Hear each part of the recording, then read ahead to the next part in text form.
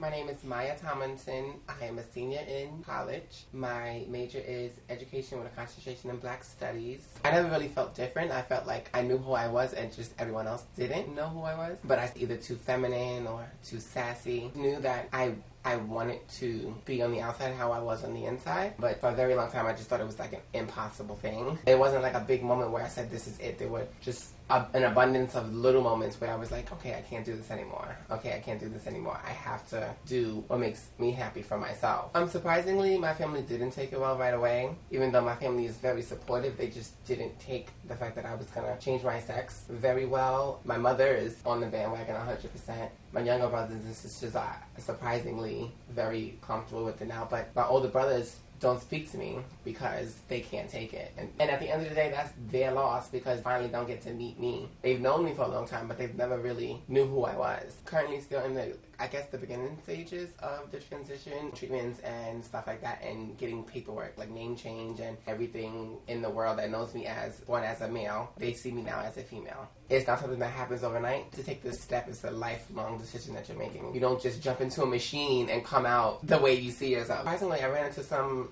complications with teachers. I changed my name legally. I was still transitioning, so I spoke to the professors personally and I asked them if they could just call me by my proper name, even though on the papers it says a certain name. And some of them were very, they gave me problems. It's like, oh, I don't know, legally it's not right. And I just didn't understand. It's like having a nickname, kind of. But on the flip side, I found some people who were very, very supportive here. So when I joined Culture Shock, they were so accepting to me. No matter what the situation, they were very, very accepting. It gave me a safe place on this campus. And it didn't only involve people from the LGBT community. It was very, very refreshing for me. I really never had people who weren't either gay, straight or bisexual, or transgender treat me like that without even second guessing it. I'm starting to become the person that I've always felt like. I'm doing what I want to do for myself, and it just makes me feel so much better. Don't think about money. Don't think about your parents. Don't think about your brothers and sisters. Think about yourself, because at the end of the day, you have to live with yourself.